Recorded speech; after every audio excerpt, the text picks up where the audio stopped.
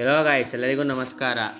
ನಾವು ಈ ವಿಡಿಯೋದಲ್ಲಿ ಶ್ರೀಕೃಷ್ಣನ ಈ 8 ಭಗವದ್ಗೀತೆ ಬೋಧನೆಯು ಖಂಡಿತ ನಮ್ಮ ಜೀವನವನ್ನು ಬದಲಾಯಿಸುತ್ತೆ. ಅದು ಏನು ಎಂದು ನಾವು ಈ ವಿಡಿಯೋದಲ್ಲಿ ತಿಳಿಯೋಣ. ಮಹಾಭಾರತ ಯುದ್ಧದಲ್ಲಿ ಅರ್ಜುನನು ವಿಚಲಿತನಾಗುವುದನ್ನು ನೋಡಿದ ಶ್ರೀಕೃಷ್ಣನು ಅರ್ಜುನನಿಗೆ ಕರ್ತವ್ಯದ ಹಾದಿಯಲ್ಲಿ ಮುಂದುವರಿಯಲು ಗೀತಾಜ್ಞಾನವನ್ನು ನೀಡಿದನು. ಜಗತ್ತನ್ನು ಮತ್ತು ಧರ್ಮವನ್ನು ರಕ್ಷಿಸುವಲ್ಲಿ ಶ್ರೀಕೃಷ್ಣನು ಅರ್ಜುನನನ್ನು ಹೇಗೆ ಪ್ರೇರೇಪಿಸಿದನು, ಭಗವದ್ಗೀತೆಯ ಸಾರವು ನಮ್ಮ ಜೀವನದ ಮೇಲೆ ಹೇಗೆ ಪರಿಣಾಮ ಬೀರುತ್ತದೆ ಎಂದು ನಾವು ಈ ವಿಡಿಯೋದಲ್ಲಿ ತಿಳಿಯೋಣ. ಮಹಾಭಾರತದ ಯುದ್ಧ ಪ್ರಾರಂಭವಾಗುತ್ತಿತ್ತು. ಕುರುಕ್ಷೇತ್ರ ಕ್ಷೇತ್ರದಲ್ಲಿ ಕೌರವರು ಮತ್ತು ಪಾಂಡವರ ಸೇನೆಗಳು ಮುಖಾಮುಖಿಯಾಗಿ ನಿಂತಿದ್ದವು. ಈ ಸಮಯದಲ್ಲಿ ಅರ್ಜುನ ತನ್ನ ಸ್ವಂತ ಸಹೋದರನನ್ನು ತನ್ನ ಮುಂದೆ ನೋಡಿದಾಗ ಅವನು ವಿಚಲಿತನಾದನು ಮತ್ತು ಕೇವಲ ಒಂದು ಸಣ್ಣ ತುಂಡು ಭೂಮಿಗಾಗಿ ತನ್ನ ಸ್ವಂತ ಸಹೋದರರ ರಕ್ತವನ್ನು ಸುರಿಸುವುದಿಲ್ಲ ಎಂದು ನಿರ್ಧರಿಸಿದನು. ಅದೇ ಸಮಯದಲ್ಲಿ ಅರ್ಜುನನು ವಿಚಲಿತನಾಗುವುದನ್ನು ಕಂಡ ಶ್ರೀಕೃಷ್ಣನು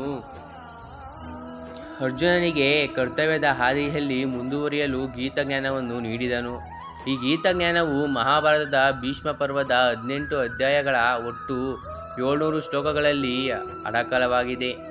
ಭಗವದ್ಗೀತೆಯ ರಚನೆಗಳು ಭಾರತದ ವಿವಿಧ ಧರ್ಮಗಳಿಂದ ಗುರುತಿಸಲ್ಪಟ್ಟಿದೆ. ಆದರೆ ಒಂದು ಕಾಲದಲ್ಲಿ ಪ್ರಪಂಚದ ಪ್ರಸಿದ್ಧ ವಿಜ್ಞಾನಿಯಾಗಿದ್ದ ಆಲ್ಬರ್ಟ್ ಐನ್ಸ್ಟೈನ್ ಅವರು ಈ ಮಹಾನ್ ಪುಸ್ತಕವನ್ನು ಮೆಚ್ಚಿದ್ದಾರೆ. ಬ್ರಹ್ಮಾಂಡ ಮತ್ತು ಅದಕ್ಕೆ ಸಂಬಂಧಿಸಿದ ಸಂಗತಿಗಳು ತಿಳಿದುಕೊಳ್ಳುವುದು ಅವರಿಗೆ ತುಂಬ ಸುಲಭವಾಯಿತು.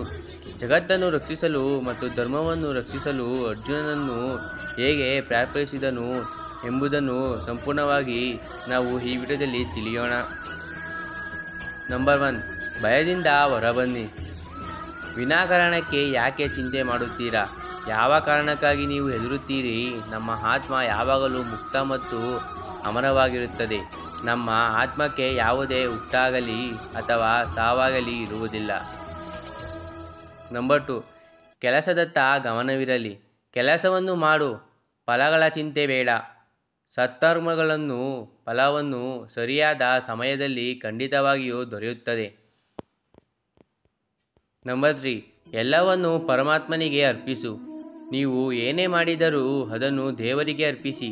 ಈ ಜೀವನವು ಯಾವಾಗಲೂ ಚಿಂತೆಯಿಂದ ಮುಕ್ತವಾಗಿರುತ್ತದೆ ಮತ್ತು ನೀವು ನಿಜವಾದ ಆನಂದವನ್ನು ಪಡೆಯಲು ಸಾಧ್ಯವಾಗುತ್ತದೆ. ನಂಬರ್ 4, ಇದು ಜಗದ ನಿಯಮ. ಬದಲಾವಣೆಯೇ ಈ ಜಗದ ನಿಯಮ.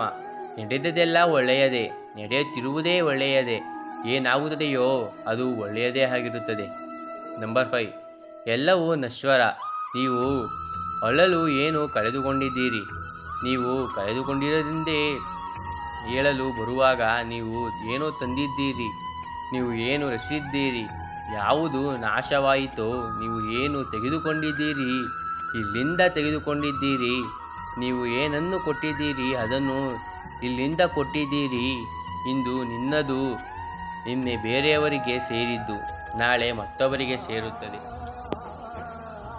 ನಂಬರ್ 6, ಬದಲಾವಣೆಯೇ ಸ್ವೀಕರಿಸು. ಬದಲಾವಣೆಯು ಪ್ರಪಂಚದ ನಿಯಮವಾಗಿದೆ. ಒಂದು ಕ್ಷಣದಲ್ಲಿ ನೀವು ಅಪಾರ ಸಂಪತ್ತಿನ ಒಡೆಯನಾಗುತ್ತೀರಿ, ಇನ್ನೊಂದು ಕ್ಷಣದಲ್ಲಿ ನೀವು ಬಡವನಾಗಿರುತ್ತೀರಿ. ನಂಬರ್ 7, ನಿಮ್ಮನ್ನು ಅರ್ಥೈಸಿಕೊಳ್ಳಿ. ದೇಹವು ನಿಮ್ಮದಲ್ಲ, ನೀವು ದೇಹಕ್ಕೆ ಸೇರಿದವರಲ್ಲ.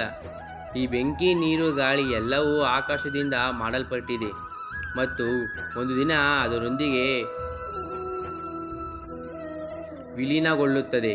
ಆತ್ಮವು ಅಮರವಾಗಿದೆ. ಹಾಗಾದರೆ ನೀವು ಏನು ಮತ್ತು ಯಾರು ಎಂಬುದನ್ನು ಅರ್ಥ ಮಾಡಿಕೊಳ್ಳಿ. ನಂಬರ್ 8, ಬದುಕಿನ ಸರವಿಡಿ.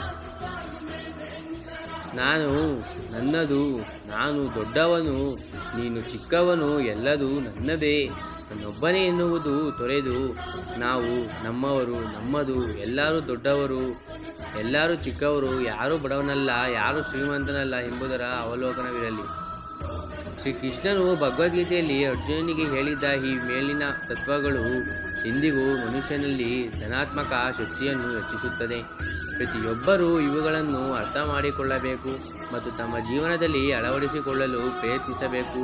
ಆಗ ಮಾತ್ರ ಅರ್ಥಪೂರ್ಣ ಜೀವನವನ್ನು ನಡೆಸಲು ಸಾಧ್ಯ. ಧನ್ಯವಾದಗಳು. ನಿಮಗೆ ಈ ವಿಡಿಯೋ ಇಷ್ಟವಾದಲ್ಲಿ ದಯವಿಟ್ಟು ಲೈಕ್ ಮತ್ತು ಸಬ್ಸ್ಕ್ರೈಬ್ ಮಾಡಿ.